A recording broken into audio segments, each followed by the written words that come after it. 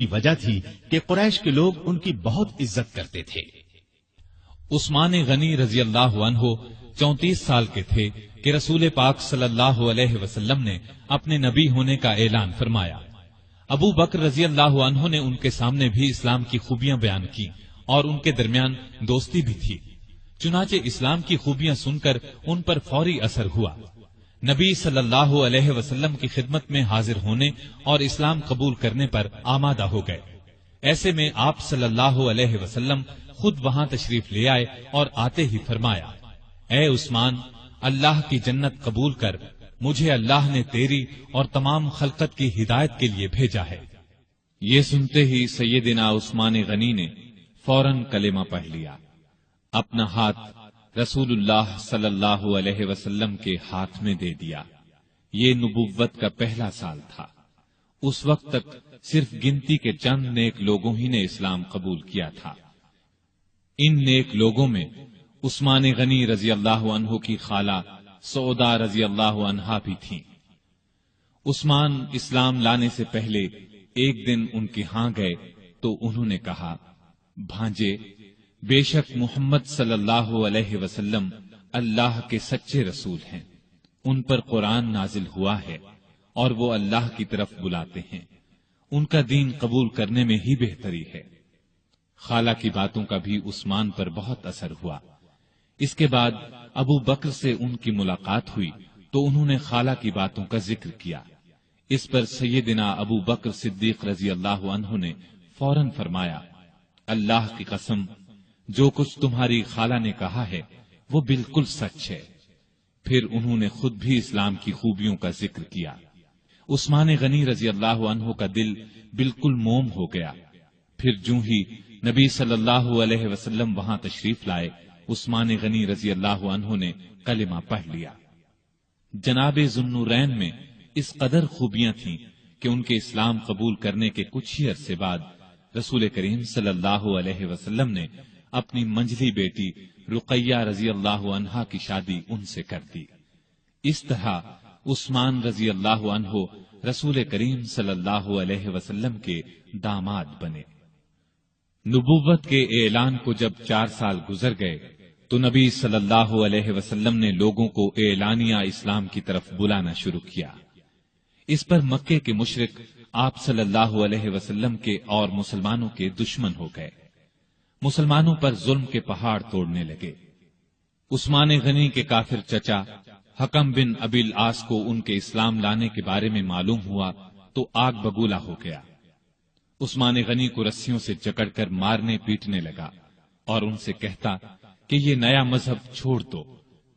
سیدنا عثمان غنی رضی اللہ عنہ یہ مار پیٹ صبر اور حوصلے سے برداشت کرتے رہے، جواب میں یہی فرماتے، جو چاہو کر لو، اسلام کو تو اب نہیں چھوڑوں گا۔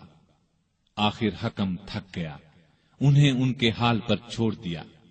دوسرے کافر بھی آپ کو ستاتے رہے۔ جب کافروں کا ظلم حد سے بڑھا تو نبوت کے 5ویں سال نبی صلی اللہ علیہ وسلم نے مسلمانوں سے فرمایا، تم لوگ یہاں سے نکل کر حبشہ چلے جاؤ، وہاں کا بادشاہ اچھا آدمی ہے، کسی پر ظلم نہیں ہونے دیتا، جب تک اللہ تعالی تمہاری اس مصیبت کو دور نہیں کر دیتا اس وقت تک تم لوگ وہیں ٹھہرو۔ چنانچہ صحابہ کرام رضوان اللہ تعالی علیہم اجمعین کے پہلے گروہ نے حبشہ کی جانب ہجرت کی۔ اس گروہ میں 12 مرد اور 4 عورتیں تھیں۔ سیدنا عثمان غنی رضی اللہ عنہ ان کے امیر تھے اور ان کے ہمراہ ان کی زوجہ محترمہ رسول اللہ صلی اللہ علیہ وسلم کی صاحبزادی رقیہ رضی اللہ عنہا بھی تھیں۔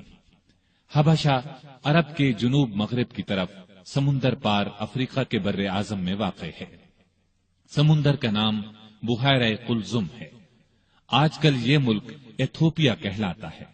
اس زمانے میں حبشہ کے بادشاہ کو نجاشی کہا جاتا تھا۔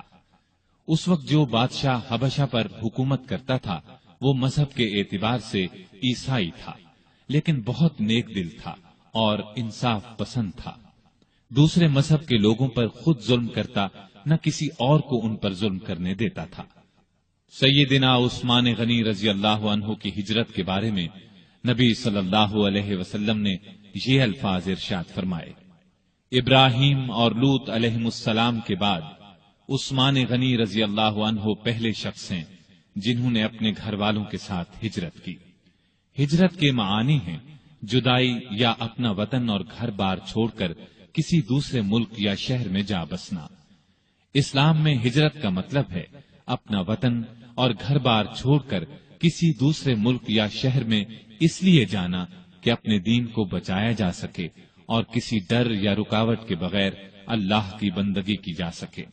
दीन की खातिर अपना प्यारा वतन और घर बार छोड़ना बहुत बड़ी कुर्बानी है, इसका बहुत ज्यादा सवाब है। इन मुसलमानों को अभी हबशा गए 3 माह ही गुजरे थे कि उन तक ये खबर पहुंची कि मक्के के सभी काफिर मुसलमान हो गए हैं। ये खबर सुनकर उन्हें बहुत खुशी हुई। सब मक्के की तरफ वापस पलटे। उस्मान गनी और उनकी जौजा मोहतरमा रुकैया भी साथ थीं। मक्के के पास पहुंचने पर उन्हें मालूम हुआ कि वो खबर गलत थी। अब उन्होंने वापस हबशा जाना मुनासिब न समझा। मक्के के सरदारों में से किसी न किसी की पनाह हासिल करके मक्के में दाखिल हो गए। मक्के में वही हाल था। मुसलमानों पर खूब जुल्म सितम के पहाड़ तोड़े जा रहे थे। जब उनकी सख्तियां हद से बढ़ गईं, तो अगले साल रसूल करीम सल्लल्लाहु अलैहि वसल्लम ने फिर हिदायत फरमाई कि मुसलमान हबशा की तरफ हिजरत कर जाएं। इस मर्तबा 102 मुसलमान मर्द और औरतें हबशा की तरफ रवाना हुए। इनमें सैयदना उस्मान गनी और सैयदा रुकैया भी थे। ये उनकी हबशा की तरफ दूसरी हिजरत थी। हबशा पहुंचकर ये लोग अमन और चैन की जिंदगी बसर करने लगे। एक दिन उनके यहाँ गए तो उन्होंने कहा, भांजे, बेशक मोहम्मद सल्लल्लाहु अलैहि वसल्लम अल्लाह के सच्चे रसूल हैं। उन पर कुरान नाजिल हुआ है और वो अल्लाह की तरफ बुलाते हैं। उनका दीन कबूल करने में ही बेहतरी है। खाला की बातों का भी उस्मान पर बहुत असर हुआ। इसके बाद अबू बकर से उनकी मुलाकात हुई तो उन्होंने खाला की बातों का जिक्र किया। इस पर सैयदना अबू बकर सिद्दीक रजी अल्लाह अन्हु ने फौरन फरमाया, अल्लाह की कसम, जो कुछ तुम्हारी खाला ने कहा है वो बिल्कुल सच है। फिर उन्होंने खुद भी इस्लाम की खूबियों का जिक्र किया। उस्मान गनी रजी अल्लाह अन्हु का दिल बिल्कुल मोम हो गया। फिर जूं ही नबी सल्लल्लाहु अलैहि वसल्लम वहां तशरीफ लाए, उस्मान गनी रजी अल्लाह अन्हु ने कलिमा पढ़ लिया। जनाबे जुन्नूरैन में इस कदर खूबियां थीं कि उनके इस्लाम कबूल करने के कुछ ही अरसे बाद रसूल करीम सल्लल्लाहु अलैहि वसल्लम ने अपनी मंझली बेटी रुकैया रजी अल्लाह अन्हा की शादी उनसे कर दी। इस तरह उस्मान रजी अल्लाह अन्हु रसूल करीम की वजह थी कि कुरैश के लोग उनकी बहुत इज्जत करते थे। उस्मान गनी रजी अल्लाह अन्हु 34 साल के थे कि रसूल पाक सल्लल्लाहु अलैहि वसल्लम ने अपने नबी होने का ऐलान फरमाया। अबू बकर रजी अल्लाह अन्हु ने उनके सामने भी इस्लाम की खूबियां बयान की और उनके दरमियान दोस्ती भी थी। चुनाचे इस्लाम की खूबियां सुनकर उन पर फौरी असर हुआ। नबी सल्लल्लाहु अलैहि वसल्लम की खिदमत में हाजिर होने और इस्लाम कबूल करने पर आमादा हो गए। ऐसे में आप सल्लल्लाहु अलैहि वसल्लम खुद वहां तशरीफ ले आए और आते ही फरमाया, ए उस्मान, अल्लाह की जन्नत कबूल कर, मुझे अल्लाह ने तेरी और तमाम खलकत की हिदायत के लिए भेजा है।